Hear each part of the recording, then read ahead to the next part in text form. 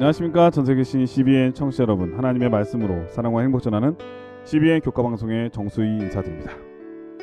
네, 안녕하세요. 한민호입니다. 아름다운 봄의 계절입니다. 정말 너무 아름다워요.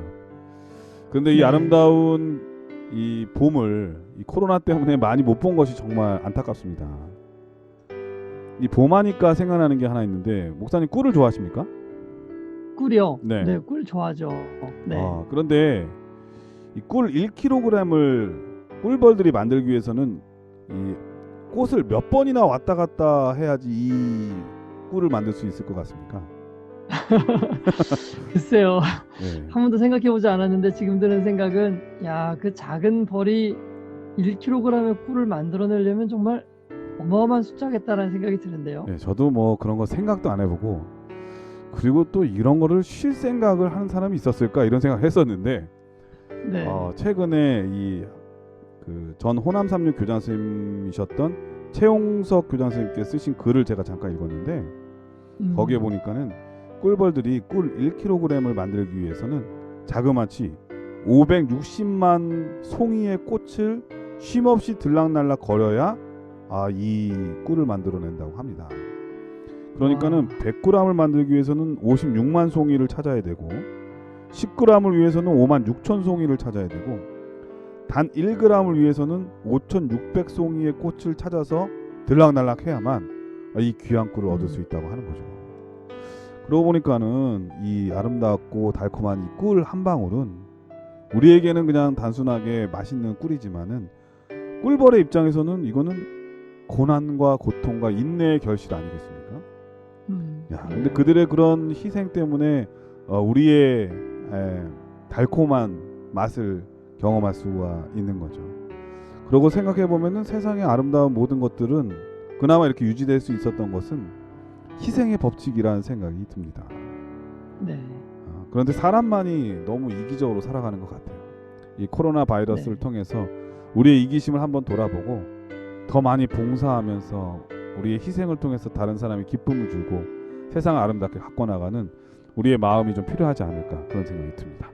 자, 오늘은 성서 해석학 5번째 시간인데, 오늘 제목도 성경과 관련되어 있습니다. 제목은 오직 성경으로라고 하는 제목인데요. 먼저 기억절 말씀을 읽어드리겠습니다. 하나님의 말씀은 살아있고 활력이 있어 좌우의 날선 어떤 검보다도 예리하여 혼과 영과 및 관절과 골수를 찔러 쪼개기까지 하며 또 마음의 생각과 뜻을 판단하나니. 히브리서 4장 12절 말씀이었습니다. 자, 오늘 제목은 오직 성경으로라고 하는 제목인데 어떤 말씀인가요? 네. 생각해보면은 만약에 하나님께서 우리에게 이 성경을 주시지 않았으면 어땠을까? 어, 네, 아마 세상은 흑암 가운데서 아무런 빛도 없이 어디로 가야 할지 모른 채 그렇게 아마 표류하였을 것입니다. 네, 하나님을 발견하기는 정말 어려웠을 것 같아요. 네, 뭐 기록이 없으니까요. 네. 그러므로 이 다윗이 성경에 대해서 시편에 기록한 이 말씀은 정말 참으로 진리인데요. 다윗은 주의 말씀은 내 발의 등이요 내 길에 빛이니이다 라고 시편 119편 105절에 이야기했습니다. 자, 이렇게 하나님의 말씀이 우리의 삶 가운데 빛이 되고 등이 되고 안내자가 되기 때문에 사단은 언제든지 하나님의 말씀을 숨기고 없애고 우리로 하여금 접근하지 못하게 하려고 했던 것이죠. 그렇게 함으로 인해서 영적인 타락 가운데 빠지게 했었는데, 그러한 영적인 타락이 가장 심했던 때가 바로 로마 교회가 중세시대에 성경을 이 도서관 안에다 가둬놓고 쇠사슬에 묶어가지고 성직자들의 전유물로만 여겼을 때, 그때가 바로 가장 타락한 시대였었죠. 그래서 하나님께서는 여러 개혁자들을 일으키셔서 이 쇠사슬에 묶여있는 성경을 풀어내시고 오직 성경이라는 구호로 사람들에게 진리를 공개하시고 하나님의 백성을 일으키시기에 이르렀던 것입니다. 그래서 이제 그 진리가 다시금 잠에서 깨어서 일어나 사람들에게 알려지기 시작하면서부터 하나님께서는 하나님의 진리를 따라 사는 한 백성들을 일으키신 것입니다. 그런데 성경은 이 마지막 시대에 다시 한번 이 사단이 진리를 통해서 일어나는 하나님의 백성과 싸움을 싸우기 위해서 준비할 것이라고 예언해 놓고 있는 것입니다. 그 예언이 바로 계시록 12장 17절인데요. 목사님 잠깐 좀 읽어주시죠. 용이 여자에게 분노하여 돌아가서 그 여자의 남은 자손 곧 하나님의 계명을 지키며 예수의 증거를 가진 자들로 더불어 싸우려고 바다 모래 위에 섰더라. 네, 그러므로 마지막 시대의 싸움의 쟁점은 바로 계명, 곧 말씀에 있게 될 것이다 라고 얘기하고 있습니다. 성경 말씀에 유의하지 않는 사람들은 마지막 싸움에서 결코 승리할 수 없다는 말이 되는 것이죠. 자, 그래서 우리는 이번 주 교과에서 우리는 과연 성경이 얼마나 확실하게 신뢰할 수 있는 그러한 책인지를 살펴보고, 또 성경을 어떻게 해석해야 되는 것인지, 정말 이 성경을 통해서 우리가 어떤 유익을 누릴 수 있는 것인지 오직 성경으로 함께 공부해 보도록 하겠습니다. 예, 성서 해석학 중에 가장 중요한 핵심이 바로 성경인데, 어떤 면에서 이 반복적으로 이렇게 5번이라는 시간을 계속 공부하는 것은 그만큼 성경이라고 하는 게 우리의 신앙이 얼마나 중요한지를 깨닫게 해주는 이유가 되기 때문이기도 하겠죠. 특별히 오직 성경으로라고 하는 제목에서도 들어있듯이 말세의 사단이 가장 싫어하는 사람들, 하나님의 계명과 예수의 증거, 이게 큰 의미로 보면 성경 아니겠습니까? 그러므로 네. 이 사단에 저항해서 싸워야 될 진리의 수호자들은 당연히 이 성경을 잘 알고 그 진리를 지키기 위해서 애써야 될 것이라는 생각이 듭니다. 그런데 성경을 모른다면 가능할 수가 없겠죠. 그래서 오늘 이 5번째 시간 또 연습한다고 생각하고 복습한다는 생각하고 이 성경에 대해서 또 공부해 보도록 하겠습니다. 일요일 소지는 판단 기준으로서의 성경이라고 하는 제목인데요. 어떤 말씀인가요? 네, 오늘 일요일 교과에서는 우리가 믿고 따르는 진리, 즉 오직 성경만이 모든 것의 판단 기준이 된다는 것을 우리에게 알려주고자 하는 것인데요. 자, 이것을 설명하기 위해서 택한 주제 성경절은 바로 고린도전서 4장 6절에 있는 말씀입니다. 먼저 본문을 읽기 전에 잠시 고린도전서가 쓰여진 배경을 이해하면 좀 본문을 이해하는 데 도움이 되는데요. 고린도 교회는 바울이 2차 선교 여행 때 세운 교회입니다. 바울이 떠난 이후에 교회 안에 많은 문제들이 이 고린도 교회에서 발생했습니다. 그래서 교회가 매우 혼란 가운데 빠져 있게 되었었는데요.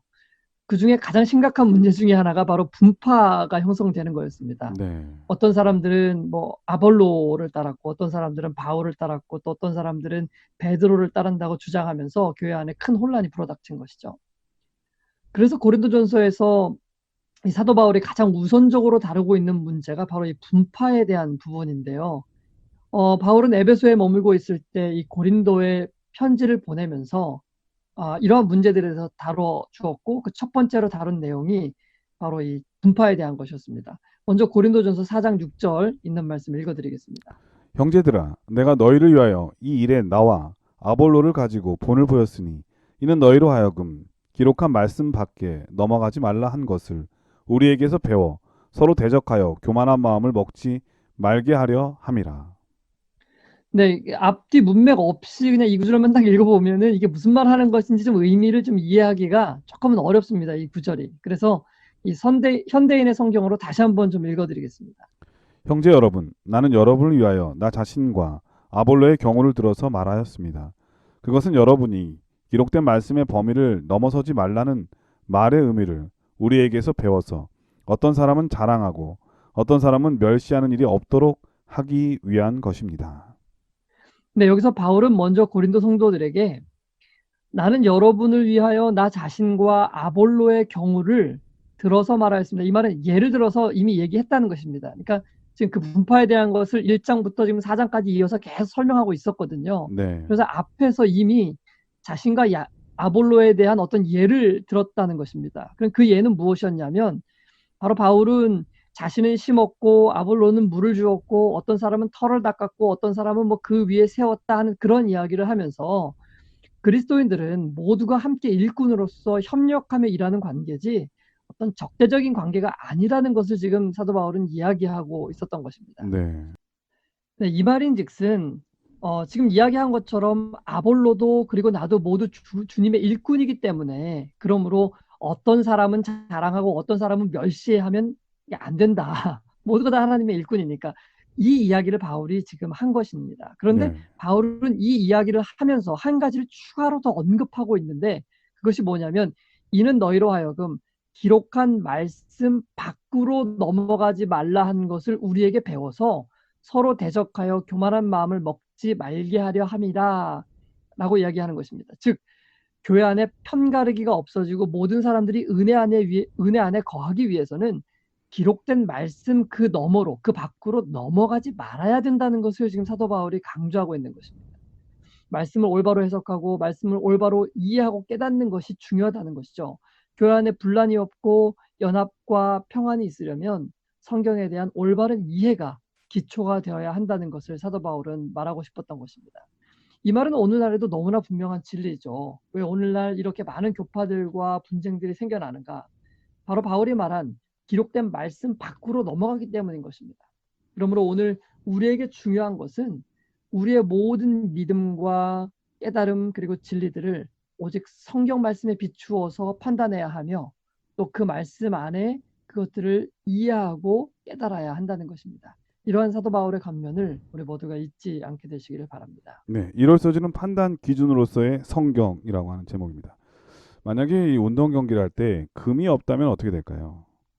선이 없다면 그럼 네, 뭐 타선 앞쪽에서 맨날 싸울 거예요. 네, 이게 넘어갔나 안 넘어갔나 누가 이겼냐 하고 맨날 싸우지 않겠습니까? 그러니까 네, 선이라는 게 분명히 필요한 것은 때로는 우리에게 어, 이 다툼의 한계를 정해주는 가장 중요한 요인이 되기도 하는 것이죠. 만약에 이 네, 성경에 명확한 기준이 없다면 우리 교회 안에는 맨날 싸움만 일어날 거라는 생각이 듭니다. 그런데 이러한 다툼이나 의견이 충돌이 일어날 때 기준이 무엇이냐? 그것은 바로 어떤 전통이나 유전 이런 게 아니라 오늘 말씀과 같이 성경이 되어야 된다라고 하는 말씀이죠. 이 바울이 그 얘기를 하는 것 같습니다. 교회 안에도 이렇게 분열이 일어날 때에도 하나님의 말씀 밖으로 넘어가지 말고 하나님 말씀 안에서 해결하자. 그리고 그것을 기준으로 네, 삼자. 이렇게 권면해주고 있는 것입니다. 우리는 종종 보면은 이 갈등이 있을 때 성경을 얘기하면서 한치의 물러남도 없이 거기까지는 좋은데 서로를 미워하고 증오함으로 인해서 다시는 안 볼 사람처럼 그 갈등을 불태우는 사람이 있어요. 네. 이것도 하나님께서 오늘 말씀처럼 올바른 성경의 모습이 아니다라고 하는 것이죠. 손가락이 5개인데 서로 한 손가락이 불필요하다고 해서 없애버리면 어떻게 될까요? 고통스럽죠. 네, 엄지발가락이 얼마나 중요한지 아십니까? 엄지발가락이 엄지발가락이요. 없으면은 몸의 균형을 뭐, 잡지 못해서 잘 네, 걷지를 못한다고 합니다. 뛰지도 못하고 네, 균형이 어렵다고 하죠. 그러므로 우리는 서로 필요 없는 존재가 아무도 없다고 하는 것입니다. 갈등이나 문제가 일어날 때 성경의 말씀을 가지고 서로 무엇이 옳은 것인가 이렇게 조화를 찾기 위해서 균형을 찾기 위해서 노력하는 우리 모두가 돼야 되겠다는 생각이 듭니다. 자, 어려서지는 성경의 통일성이라고 하는 제목인데 어떤 말씀인가요? 많은 사람들이 성경을 하나님의 말씀으로 확신하는 근거 중에 하나가 바로 성경의 통일성인데요. 통일성이란 성경 전체에 흐르고 있는 사상이나 개념들이 서로 모순되지 않고 일치한다는 의미입니다. 네, 뭐 잘 아는 것처럼 성경은 무려 약 1500년에서 1600년간에 걸쳐서 기록된 책입니다. 기록 연대가 조금 불분명한 욥기를 제외하고 대략 한 1440년경에 창세기가 기록되었다고 생각을 하고 그리고 마지막 책인 요한계시록은 BC 한 500, BC 95년경에 반모섬에서 기록되었다고 이제 믿습니다. 그러니까 AD 95년이겠죠? 네, 죄송합니다. 예, BC가 아니고 AD죠. 네, AD 95년경에 기록될 때까지 그러니까 성경은 약 최소한 1500년에 걸쳐서 기록된 책입니다.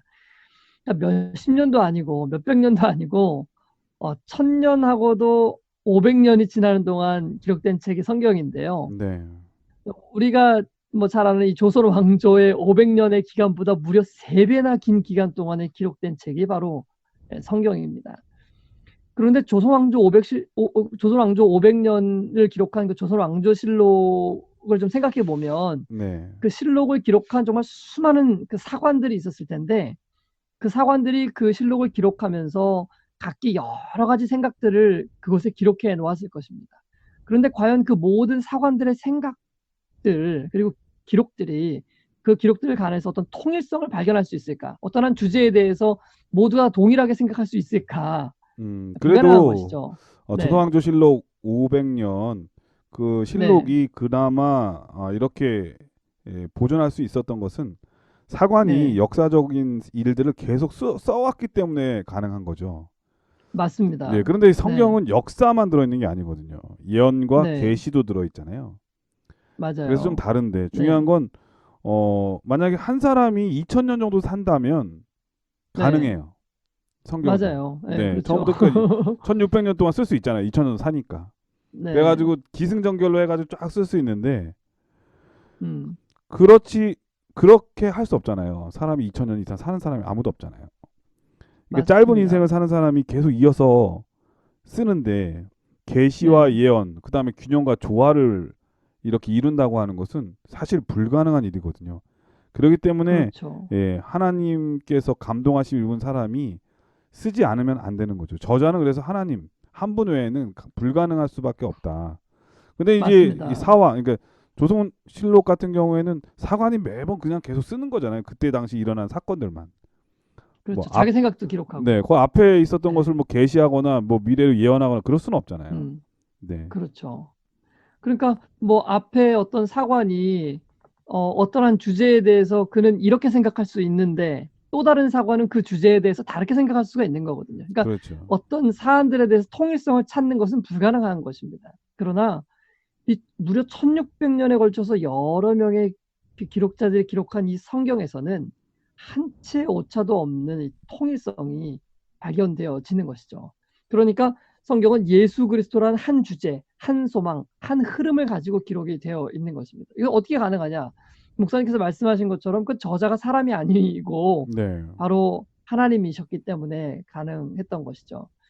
뭐 이러한 이 성경의 예는 셀 수 없이 많이 있지만 오늘 교과에서는 로마서 3장 10절에서 18절의 말씀을 예로 들고 있는데요. 목사님 좀 읽어주시죠. 기록된 바 의는 없나니 하나도 없으며 깨닫는 자도 없고 하나님을 찾는 자도 없고 다 치우쳐 한 가지로 무익하게 되고 선을 행하는 자는 없나니 하나도 없도다.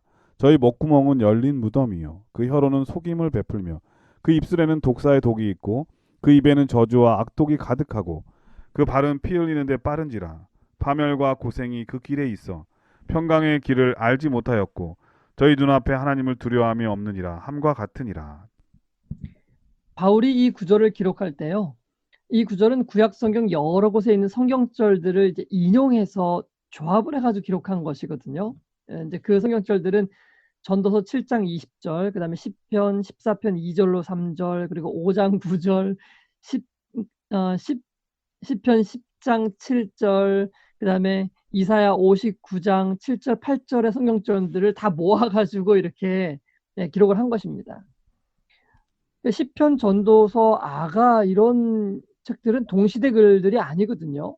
그럼에도 불구하고 성경이 모든 면에서 이 통일성을 가지고 있었기 때문에 사도 바울은 어떤 한 사상을 표현하기 위해서 성경 여러 곳에 있는 글들을 가져다가 인용해서 사용할 수 있었던 것이죠. 네.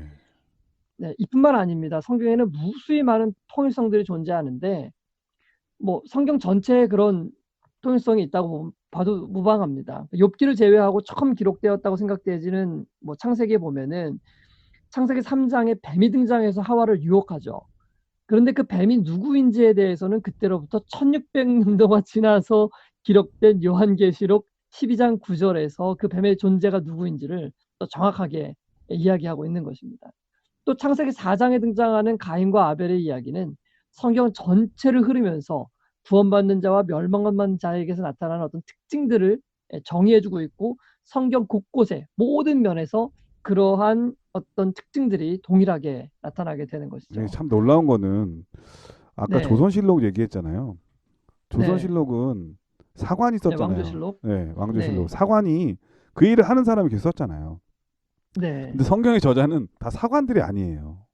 네, 어떤 사람은 그렇죠. 사관도 있지만 어떤 사람은 농사 짓는 사람도 있고 네, 또 어떤 사람은 왕도 있고 또 다양한 음, 직업군을 갖고 있거든요. 그러니까 네, 그런 면에서 계속 이어서 바톤 터치해가지고 썼다고 하기에는 말이 안 되는 거죠. 그럼에도 그렇죠. 불구하고 이렇게 아름다운 조화가 이루는 것은 사람의 생각으로 짜여진 것이 아니라 이 성경의 전체적인 설계자가 있다고 하는 것이죠. 그거는 네, 하나님이다. 그래서 인간의 역사를 쓴 사관과는 정말 다르다 이런 생각이 듭니다. 맞습니다. 정말 수십 명의 기록자들이 기록하였지만은 마치 한 기록자가 기록한 것 같은 그런 통일성을 보이고 있는 것입니다. 이것이 만약 사람의 손으로 기록되었다면 뭐 그런 통일성이 존재할 수가 없겠죠. 그러나 사람이 쓴 책이 아닌 하나님께서 친히 저자가 되신다는 것을 우리는 믿을 수가 있는데요. 아무쪼록 우리 모두 이러한 하나님의 말씀에 대한 확신을 가지고 성경의 모든 말씀에 순종할 수 있는 우리가 되었으면 좋겠습니다. 예. 월요소지는 성경의 통일성이라고 하는 제목인데 이 성경의 통일성이 왜 중요한가 하면은 성경을 이렇게 읽다가 보면은 전체적인 문맥과 조금 상충되는 경우처럼 보이는 경우가 있어요. 그럴 때 이 네, 성경의 통일성과 맞지 않으면은 안 되거든요. 그것은 좋은 해석이 아니라고 하는 것이죠.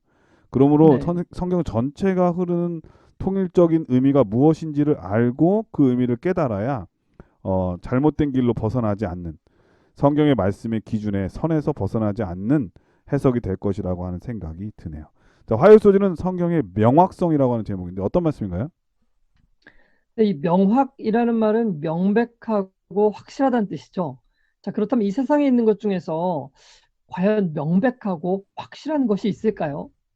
그리고 한번 명확하고 확실한 것은 그것은 언제든지 명확하고 확실한 것이 될 수 있을까요? 우리가 그런 걸 네, 진리라고 하죠. 그렇죠. 언제든지 명확하고, 네. 언제든지 확실하고, 이 세상엔 사실 그러한 것들이 존재할 수가 없습니다. 왜냐하면은, 시대가 지나면 폐기되는 게 더 많으니까. 네, 세상에 있는 모든 것들이 다 변하기 때문에 그렇잖아요. 뭐 물건도 시간이 지나면 모양이나 형태가 변하고, 뭐 식물이나 동물들도 시간이 지나면은 다 변합니다. 뭐 사람들이 알고 있는 어떤 사상이라든지 철학이라든지 뭐 이런 것도 시간에 따라서 다 변합니다. 네. 산 위에 있는 엄청나게 큰 바위도 수천 년에 그 아무렇지도 않은 것 같은 그 빗방울이 거기에 떨어지면서 그 모양이 서서히 변해가는 것이죠. 그러므로 이 세상에 있는 것들 중에서는 뭐 이거는 정말 확실해서 뭐 영원히 변하지 않을 것이다 라고 말할 수 있는 것이 단 한 개도 없습니다. 그러므로 우리는 이 세상에 속한 것들 중에 뭐 명확한 것이 존재한다고 말할 수가 없는 것이죠. 그러므로 세상에 있는 그 어떤 것에도 우리는 우리의 믿음을 거기에 걸 수가 없습니다. 왜냐하면 다 변할 것이기 때문에. 그러나 온 세계에서 오직 한 가지만은 변하지 않는 것이 있는데 그것은 바로 하나님의 영원하신 말씀이죠. 그래서 시편 119편 160절에는 다음과 같이 기록하고 있는 것입니다. 주의 말씀의 강령은 진리오니 주의 의로운 모든 규례가 영원하리이다. 네. 그러므로 우리는 성경의 말씀을 통해서만 변하지 않는 진리를 발견하게 됩니다. 그리고 그 말씀은 명백하고 확실한 것입니다. 거기에만 변하지 않는 그리고 왜곡되지 않는 진리가 있을 수 있는 것이죠. 그래서 예수님께서는 진리가 무엇인지를 깨닫지 못하는 백성들에게 다음과 같이 말씀하셨는데요. 마태복음 21장 42절의 말씀입니다. 예수께서 가라사대 너희가 성경에 건축자들의 버린 돌이 모퉁이의 머릿돌이 되었나니 이것은 주로 말미암아 된 것이요 우리 눈에 기이하도다 함을 읽어본 일이 없느냐. 여기서 중요한 것은 이제 읽어본 일이 없느냐 이 말입니다. 그러니까 예수님께서 너 이거 읽어본 일이 없느냐 이렇게 말씀하시는 거예요. 또 마태복음 12장 3절을 읽어드리겠습니다. 예수께서 가라사대 다윗이 자기와 그 함께한 자들이 시장할 때에 한 일을 읽지 못하였느냐. 또 말씀하시죠 예수님. 너희 이거 읽어보지 못하였느냐. 하나만 더 읽죠. 마태복음 19장 4절로 5절의 말씀입니다. 예수께서 대답하여 가라사대 사람을 지으신 이가 본래 저희를 남자와 여자로 만드시고 말씀하시기를 이러므로 사람이 그 부모를 떠나서 아내에게 합하여 그 둘이 한 몸이 될지니라 하신 것을 읽지 못하였느냐. 네, 예수님께서는 백성들이 이 진리를 말씀에서 찾지 않고 전통과 유전 혹은 다른 방법들로 하나님과 하늘나라에 대해서 이해하려는 그런 시도들을 굉장히 안타까워하셨죠. 그래서 계속해서 너희 말씀에 이렇게 기록된 것을 읽지 못하느냐, 말씀에는 이렇게 기록되어 있지 않느냐라고 계속 말씀을 하신 것이고요. 그 의미는 성경에 이 진리들이 명확하게 기록되어 있는데 왜 너희는 이 말씀을 살피지 않느냐라는 책망이셨던 것입니다. 그리고 나서 예수님께서는 또 이렇게도 말씀하셨습니다. 마태복음 12장 24절의 말씀입니다. 예수께서 가라사대 너희가 성경도 하나님의 능력도 알지 못함으로 오해함이 아니냐. 네, 왜 이렇게 세상에 많은 오해들이 존재하는가? 하나님에 대한 오해, 복음에 대한 오해, 그리고 진리에 대한 오해. 그 이유는 첫 번째로는 이 명확한 성경의 말씀을 우리가 상고하지 않기 때문에 우리가 오해하고 있다는 것입니다. 사랑하는 CBN 청취자 여러분, 우리 앞에 명확한 안내서인 성경이 있습니다. 불확실한 현재를 살아가는 우리에게 확실한 미래를 알려주는 이 명확한 하나님의 말씀을 우리는 열심히 연구하며 또 순종하고 오해함이 없게 해야 할 것입니다. 예수님께서는 성경을 모르기 때문에 하나님의 능력이 우리의 삶에 경험되지 않는 것이라고 또 이 말씀 가운데 말씀하신 것입니다. 그러므로 우리가 하나님의 말씀을 통해서 하나님의 능력이 우리 안에 경험되어지는 것들을 체험하고 또 성경을 통해서 하나님을 따라 순종하는 생애를 사는 우리 모두가 될 수 있으면 좋겠습니다. 네, 화요일서지는 성경의 명확성이라고 하는 제목입니다. 제가 뭐 법을 잘 모르지만은 이제 법정에서 말이죠. 자기가 네, 불리하게 되면은 그 불리한 것을 뒤엎기 위해서 그 증거로 제공된 것에 대해서 이 불명확성을 드러내게 되면은 자기가 그 증거로 된 그 불리한 것들이 상쇄될 수 있잖아요. 탄핵될 수 있잖아요. 네, 마찬가지로 예수님께서 이 성경을 근거로 해서 자신이 그리스도 구원자이심을 드러냈다고 하는 것은 그 성경이 명확하지 않으면 그게 에, 충분한 제시가 되지 않잖아요. 그렇죠. 성경이 명확하기 때문에 예수님께서 자신이 그리스도임을 성경을 통해서 입증해 보이신 것이거든요. 예수님께서 그렇게 명확하게 생각하셨다면 당연히 우리들도 그리스도인으로서 성경의 명확성을 받아들이고 성경에 나와 있는 대로 실천하려고 노력하는 것, 그것이 가장 이 안전한 신앙생활의 모습이 아닌가 그런 생각이 들었습니다. 화요일 소지는 성경의 명확성에 대해서 목사님께서 말씀해 주셨습니다. 수요일 소지는 성경이 성경을 해석함이라고 하는 제목입니다. 어떤 말씀인가요? 네, 수요일 교과의 주제는 어쩌면 이번 주 교과에서 가장 중요한 핵심 주제일 것 같은데요. 뭐 어쩌면 이번 주뿐만 아니라 성경 해석학을 공부하고 있는 이번 기회에 있어서 정말 중요한 주제죠. 성경이 성경을 해석한다는 이 원칙은 성경을 올바로 해석하고 이해하기 위해서 가장 중요한 원칙입니다. 우리가 앞서 살펴본 것처럼 성경은 한 치의 오차도 없이 정확하고 명확한 진리를 전하고 있고 또 처음부터 끝까지 모든 말씀들이 한 주제를 가지고 통일성 있게 기록되어 있습니다.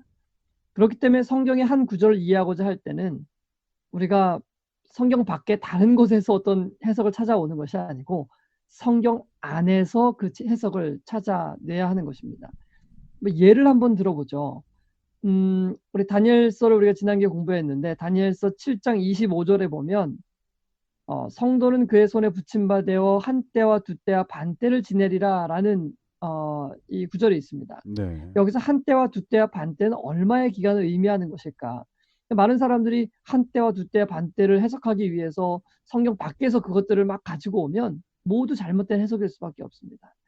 성경이 성경을 해석한다는 의미는 성경 다른 곳에서 한 때와 두 때와 반 때에 대한 정보를 알려주는 구절을 찾아야 된다는 뜻인 거죠. 네, 예를 들면 저거를 어 이제 42달이라고 하는 성경이 또 나오잖아요.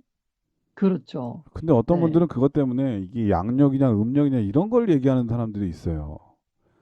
그래요? 왜냐하면은 네. 음력으로 하면은 30일이고 양력으로 하면 31일 수도 있으니까 말이죠. 네. 그래서 그렇군요. 성경의 통일성과 명확성과 조화성이 필요한 건데 다른 구절에 네. 보면은 1260일이라고 딱 나오거든요. 그렇죠. 그러니까 네. 이거는 음력이나 양력이가 아니라 한 달에 30일로 계산한 성경의 계산법이에요. 그렇죠. 그런 것들은 이제 성경에서 찾아내야 되는 네, 것인데요. 맞습니다. 방금 전에 이제 우리가 읽었던 이 한때와 두때와 반때를 지내리라. 그러니까 성도가 붙임바되어서 한때와 두때와 반때를 지내리라는 것을 이해하기 위해서 먼저 그 때라는 의미가 뭔지를 좀 성경적으로 이해해야 됩니다. 그러면 네. 다니엘 11장 13절에 보면 북방왕은 돌아가서 다시 대군을 전보다 많이 준비하였다가 몇 대 곧 몇 해 후에 대군과 많은 물건을 거느리고 오리라라고 되어 있습니다. 그러니까 네. 여기 성경은 정확하게 몇 대, 곧 몇 해라고 얘기합니다. 그러니까 한 때와 두 때와 반 때라는 그 때는 한 해, 두 해 그리고 반해라는 것으로 이해할 수 있다는 것을 우리가 알 수 있는 것입니다. 그러니까 한때와 두때와 반때를 더하면 세때 반이니까 세때 반은 3년 반을 의미하는 것을 알 수가 있는 것이죠. 예, 같은 성경 이렇게 안에서 다니엘서 안에서도 그렇게 해석할 수 있도록 다 제공해주고 있다고 하는 거죠. 그렇죠. 필요한 정보들을 주는 것입니다. 그리고 이 기간은 이 3년 반이라는 기간은 성도는 그의 손에 붙임받는 기간입니다. 즉 성도들이 핍박을 받는 기간이라는 것이죠.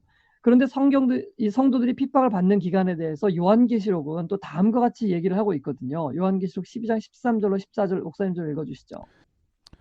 용이 자기가 땅으로 내어 쫓긴 것을 보고 남자를 낳은 여자를 핍박하는지라. 그 여자가 큰 독수리의 두 날개를 받아 광야 자기 곳으로 날아가 거기서 그 뱀의 낯을 피하여 한때와 두때와 반때를 양육받음에. 네, 여기 보면은 이 여자 교회가 핍박을 받는 기간이 얼마라고 되어 있냐면은 한때와 두때와 반때라고 명확하게 되어 있습니다. 네. 근데 여긴 추가 정보를 하나 더 주는데 그것이 뭐냐면은 이 기간은 한때와 두때와 반때는 광야에서 또 양육받는 기간이다 이런 이제 또 정보를 주고 있습니다. 그런데 광야에서 여자가 양육받는 기간에 대해서 계시록 12장 6절은 또 다음과 같이 이야기를 하고 있거든요. 계시록 12장 6절도 한번 읽어보겠습니다. 그 여자가 광야로 도망하며 거기서 1260일 동안 저를 양육하기 위하여 하나님의 예비하신 곳이 있더라. 근데 보면 여기서 이 여자가 양육받는 기간에 대해서 나오는데 여기서는 한때와 두때와 반때가 아니라 1260일 동안이다라고 얘기하고 있습니다. 네. 그러니까 지금 어떤 공식이 성립이 되냐면 여자가 핍박을 받는 기간, 그리고 한때와 두때와 반때의 기간, 그리고 광야에서 양육받는 기간, 그리고 1260일 이건 다 동일한 기간을 얘기하는 것입니다. 그렇죠. 그러니까 결국은 1260일이라는 것은 한때와 두때와 반때의 기간이라는 것을 얘기하는 것입니다. 그리고 한때와 두때의 반때는 또 3년 반이라는 것을 알 수가 있게 되는 것입니다. 그렇다면은 이 1260일 곧 3년 반, 한때와 두때와 반때 이것은 무엇을 의미하는가? 민수기 14장 33절에 따라서 1260일은 1260년으로 계산될 수 있는 것이죠. 그러므로 이 기간, 여자가 핍박을 받는 기간은 바로 1260년이라는 것을 우리가 로 해석할 수가 있게 되는 것입니다. 자, 바로 이것이 우리가 성경을 어떻게 해석해야 되는지, 그러니까 성경이 성경을 해석한다는 의미인 것입니다. 다니엘서는 BC 600년경에 쓰여진 책이고 요한계시록은 AD 95년경에 쓰여진 책입니다. 그러니까 다니엘서가 기록된 후에 약 700년의 시간이 흐른 다음에 요한계시록을 이제 주셨는데 그렇게 700년이나 지난 시간 후에 쓰여진 이 요한계시록을 통해서 우리는 다니엘서의 말씀을 해석할 수 있게 되는 것입니다. 이건 또 반대로도 또 요한계시록을 다니엘서로도 해석할 수 있고 또 요한계시록을 해석하기 위해서는 성경 전반에 걸친 그런 말씀들을 대입해서 우리가 요한계시록을 풀어내야 하는 것이죠. 이와 같이 성경 전체를 해석하는 방법은 바로 성경이 성경으로 해석하게 하는 방법입니다. 바로 성경의 저자가 하나님 자신이기 때문에 이 성경이 명확성과 통일성에 의해서 그것에 기초하여 기록되어 있기 때문에 성경이 성경을 해석하는 것이 가능한 것이죠. 그래서 예수님께서 부활하신 후에 엠마오로 가는 제자들에게 나타나셨을 때 그분께서는 성경을 열어서 자신에 대하여 기록된 모든 예언을 찾아내시고 설명해 주셨던 것입니다. 그리고 그들의 말씀을 이해하고 깨닫게 되었을 때 그들의 마음은 참으로 뜨겁게 되지 않았었습니까? 자, 우리도 이와 같은 방법으로 성경을 연구해야 할 것입니다. 자의적으로 자기 마음대로 성경을 해석하는 것이 아니고 성경이 성경을 해석할 수 있도록 살피는 가운데 진리에 대한 확신이 더 깊어지는 우리가 되었으면 좋겠습니다. 네, 스웨소지는 성경이 성경을 해석함이라고 하는 제목입니다. 성경이 성경을 해석하지 않는 모든 해석들은 잘못된 길로 갈 수 있다고 하는 거 여러분 기억해 주시기 바랍니다. 혹 여러분들이 혹시 어떤 사람들이 와서 성경을 공부하자고 했을 때 성경이 성경으로 해석을 했는데 조화가 안 되거나 통일이 안 되면 그것도 잘못된 해석이고요. 성경을 성경대로 해석하지 않으면 그것도 잘못된 해석입니다. 예전에 제가 그 안교 순서 중에 이런 게 네. 있었어요. 빈 노트를 하나 준 다음에 한 사람이 자기의 생각을 싹 씁니다. 그리고 그 다음 주에 와가지고 읽어줘요. 그 다음에 그 책을 다른 사람한테 줬어요. 다른 네. 사람이 자기 생각을 또 와서 적는 겁니다. 그냥 계속. 그래서 이제 네. 한 권의 책을 쓰도록 하는 거예요. 네. 어떤 책이 됐을까요? 재미는 만 가지 있었어요. 생각이 담겨 있는. 재미는 있었는데 네. 정말 아주 다채로운 책이에요. 그렇지만 네. 통일성은 없었어요. 막 네. 갑자기 느닷없이 등장하는 인물도 있고 전혀 생뚱맞는 음. 사건이 나오기도 하고 막 그렇거든요. 음. 왜냐하면 저자가 다르니까. 그렇죠. 예, 제가 네. 그걸 보면서 1600년이라는 간격을 통해서 이렇게 조화롭고 통일되는 것은 정말 하나님이 아니고서는 인간의 힘으로는 불가능하다. 아까 말씀드렸듯이 2000년 사는 사람이 있었으면 가능한데 불가능한 일이죠. 자, 목요일 서지는 오직 성경과 엘렌지 화이트라고 하는 제목입니다. 어떤 말씀인가요? 네, 우리 개신교회의 토대를 놓은 오직 성경이라는 이 구호를 우리 재림교회도 굉장히 좋아합니다. 특별히 재림 성도들은 우리의 신앙 또한 이 동일한 기초 위에 세워졌다고 자부하고 또 확신하고 있죠. 그러나 많은 사람들은, 그러니까 외부에 있는 많은 사람들이 우리 교회를 이 왜곡된 시선으로 바라보고 있기도 하고, 특별히 이 엘렌 화이트 여사에 대한 편견 때문에 우리 교회를 이상한 교주를 신봉하는 그런 사이비 단체로 생각하는 경우들이 있어서 참 마음이 아픕니다. 자, 그렇다면은 오직 성경이라는 구호를 외치는 이 재림교회, 우리 교회가 과연 엘렌 지 화이트 여사와 그녀의 글들에 대해서 우리가 그 관계를 어떻게 좀 정립하면 좋을까? 이 부분을 이제 우리 목요일 교과가 좀 살펴보는 것인데요. 먼저 그렇다면은 이 그러니까 엘렌 지 화이트 스스로가 성경의 권위에 대해서 무엇이라고 얘기하고 있는지를 좀 살펴보면 좋을 것 같습니다. 대쟁투 246페이지에 있는 말씀입니다. 그러나 오직 성경으로서만 사람들은 진리에 도달할 수 있다. 네. 자, 그리고 대쟁투 595페이지에 있는 말씀입니다. 그러나 하나님께서는 이 세상에서 오직 성경만을 모든 교리의 기준과 온갖 개혁의 기초로 삼아 지지하는 백성을 가지실 것이다. 네, 그러니까 오직 성경, 화인 여사는 오직 성경만이 하나님의 말씀의 최고의 권위를 갖고 있다고 누누이 이야기하고 있습니다. 네, 이것은 그렇기 때문에 네, 우리가 엘렌 화이트의 글을 성경의 기준으로 해서 성경과 조화롭지 않으면 엘렌 화이트의 글이 틀렸다고 생각하지 성경이 틀렸다고 얘기하지 않거든요. 그렇죠. 네. 네, 자, 그렇다면은 엘렌 지 화이트이 성경이 최고의 권위고 그것만이 우리를 진리로 이끄는 말씀이라고 고백했다면, 그렇다면 왜 하나님께서는 이 화인 여사를 통해서 여러 다른 권면들을 우리에게 주셨던 것일까요? 이 질문에 대해서도 화인 여사의 이야기를 한번 들어보겠습니다. 교회 증언 2권 605페이지에 있는 말씀입니다. 그대들은 성경 말씀과 친숙하지 않다. 성경의 표준에 이르며 그리스도인의 완전에 도달하고자 하는 바람으로 하나님의 말씀을 연구하였다면 그대들은 교회 증언이 필요 없었으리라. 그대들이 하나님의 영감으로 된 책을 연구하지 않으므로 그대들이 순종하기를 게을리하였던 영감의 말씀으로 그대들의 주의를 환기시키고 그 순결하고 고상한 가르침으로 그대들의 삶을 꼴지어 나가게 하시고자 그분께서는 단순하고 직설적인 증언으로 그대들과 연결되기를 구하신다. 네, 그러니까 여기 무슨 말이냐면은 우리가 성경 보지 않고 네. 성경에 있는 이 권면들에 유의하지 않기 때문에 우리 마음이 너무 어두워져 있고 그 말씀들을 잘 이해할 수 없게 되어서 우리의 마음을 성경으로 이끌고 또 성경의 말씀들을 이해하고 깨닫게 하기 위해서 쉬운 권면들로 우리에게 주신 것이라고 지금 얘기하고 있는 것입니다. 다시 말하면 성경을 대체하거나 혹은 성경의 진리를 대신하기 위해서 이 권면의 말씀을 주신 것이 아니고, 또한 하나님께서 어떤 추가적인 성경에 기록되지 않았던 어떤 추가적인 그런 권면들을 우리에게 주시려고 하는 것이 아니라는 것입니다. 성경 그 자체만으로도 우리의 구원을 위해 필요한 모든 진리들이 그 성경 안에 다 기록이 되어 있습니다. 그러나 그 성경의 진리들을 이해하는데 우리의 마음이 너무 어두워져 있고 그 진리에 친숙하지 못하기 때문에 성경을 쉽게 이해하고 깨달을 수 있도록, 그리고 우리의 마음을 성경으로 안내할 수 있도록 도움의 글들을 우리에게 주신 것이라는 것이죠.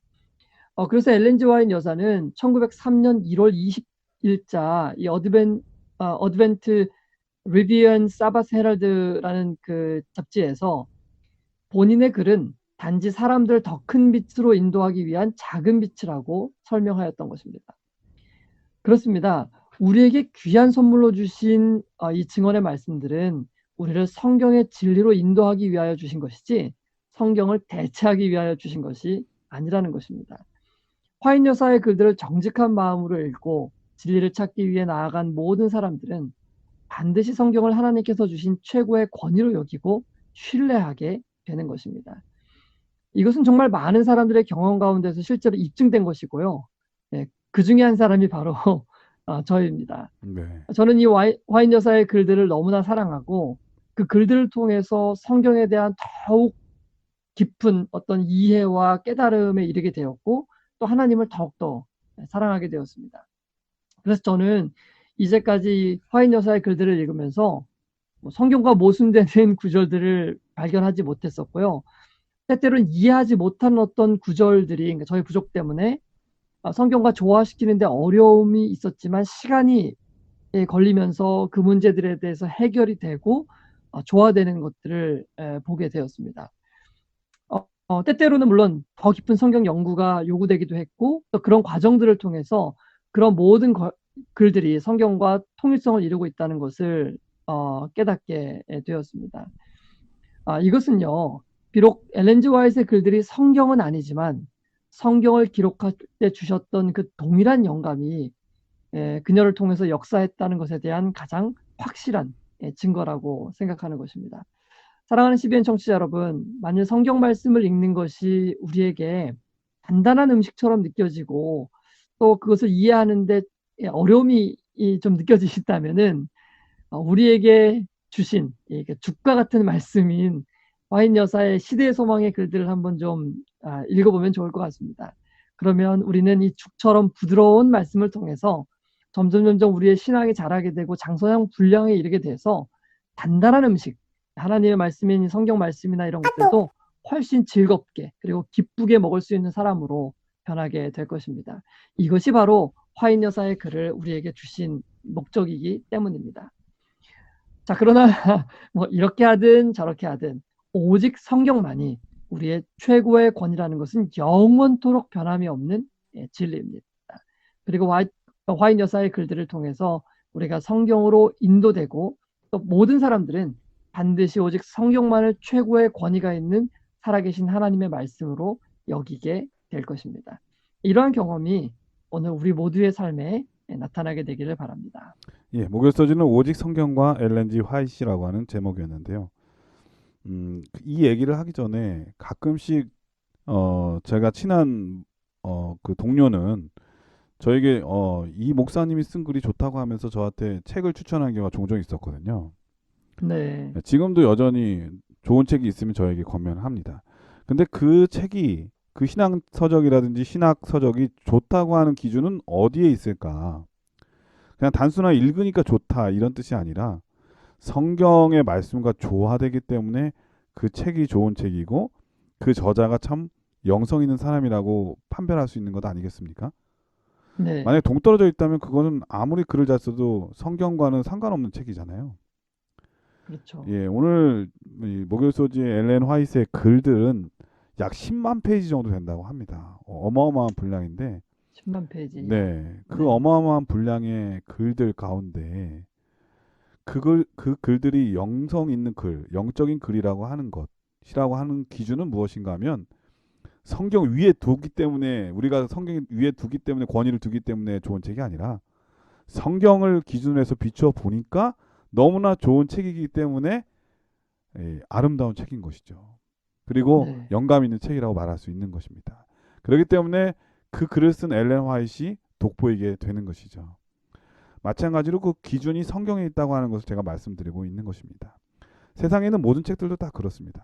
그런데 혹 간혹 어떤 사람들은 우리가 엘렌 화이트의 글을 성경 위에 있는 것처럼 오해하는 경우도 있고 그래서 또 다른 경전을 갖고 있는 사람들이라고 이렇게 몰몬교회처럼 오해하는 경우가 있거든요. 전혀 그렇지 않다. 네, 그리고 네, 엘렌 화이트를 우리가 섬기는 게 아니잖아요. 우리는 그렇죠. 하나님을 섬기는 사람들입니다. 네, 예를 들면 장로교인들이 존 칼빈을 신으로 섬기지 않고 음, 그다음에 루터 교회에서 루터를 신으로 섬기지 않죠. 하지만 네, 그들이 쓴 그 글들에 대해서는 매우 귀중하게 여깁니다. 이유는 왜 음, 그런가요? 그냥 원래 글을 잘 쓰기 때문이 아니라 그 글들이 성경과 매우 밀접한 관련이 있고 영성 있게 보이기 때문에 그런 것이죠. 네. 그래서 이 엘렌 화이트의 글을 오해 없이 느끼려면, 깨달으려면 읽어야 될 것으로 생각합니다. 그리고 네. 성경의 기준으로 해서 비교해 볼 필요가 있는 것입니다. 그 글과 성경의 글이 맞지 않는다면 그것은 아무리 글을 잘 써도 거짓이겠죠. 그리고 잘못된 길로 인도하는 것이겠죠. 이것을 꼭 여러분 염두에 두시고 기억해 주셨으면 정말 좋겠습니다. 그런 면에서 보면은 엘렌 화이트는 성경을 너무나 사랑하는 사람이었잖아요. 네. 맞아요. 예, 우리도 그렇게 성경을 사랑하는 사람이 돼야 되겠습니다. 오늘 교과의 제목이 오직 성경으로인데 정말 오직 성경으로 살아가는 우리 모두가 돼야 되겠습니다. 우리 목사님께서 간단하게 이번 교과를 정리해 주시고 기도하고 마치도록 하겠습니다. 네, 오늘 우리는 오직 성경으로라는 제목 아래 성경의 권위를 살펴보았고 또 성경이 가진 통일성과 명확성의 기초에서 성경이 성경을 해석하는 원칙에 대해서 살펴보았습니다. 그리고 마지막으로 성경과 엘렌 G. 화이트의 글들과의 관계에 대해서 살펴보았는데요. 성경은 1600년간의 오랜 역사 가운데서 기록된 그리고 다양한 기록자들에 의해서 기록된 책이지만 한 주제와 한 흐름의 통일성을 가지고 있다는 사실은 실로 놀라운 일이 아닐 수 없습니다. 또한 성경이 모든 주제들에 대해서 명확하고 또 분명한 답을 제시해 주기 때문에 성경은 성경을 통해서 해석될 수 있으며 또 반드시 그렇게 되어야 한다는 것임을 우리는 깨달을 수 있었습니다. 또한 우리는 이 화이트 여사의 글들이 성경과 동일한 권위를 가진 것은 아니지만 동일한 영감에 의해서 기록되었다는 것을 살펴보았는데요. 결국 하나님의 말씀은 말세를 살아가는 우리에게 진리를 보여주고 진리에 굳게 설 수 있도록 준비시키기 위해서 우리에게 주신 선물이라는 것을 우리가 확신할 수 있는 것입니다.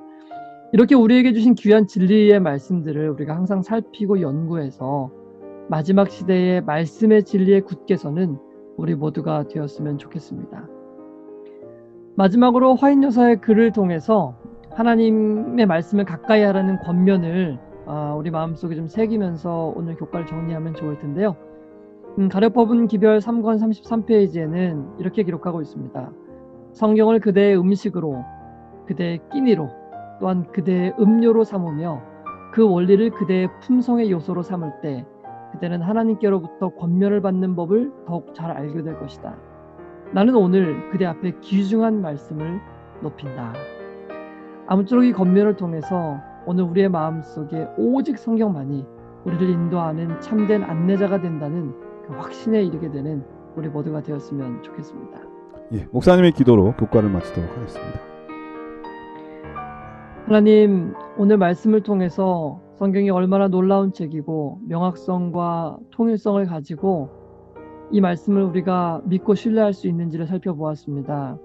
하나님, 우리에게 이렇게 귀한 말씀을 주셨으니 우리가 날마다 이 말씀을 상고하고 또 살피기를 게을리하지 않을 수 있도록 주님 도와주시고 성경을 통해서 성경을 해석하면서 진리에 이르고 또 예수님에 대한 사랑이 우리의 마음속에 더욱더 굳세게 자라날 수 있도록 인도하여 주십시오. 아멘. 사단이 우리를 방해하고 성경을 읽지 못하게 할 때마다 하나님 우리를 보호하시고 지키시고 도와주셔서 하나님의 진리의 말씀이 우리를 하늘까지 이끌어갈 수 있도록 인도하여 주시기를 예수님의 이름으로 기도합니다.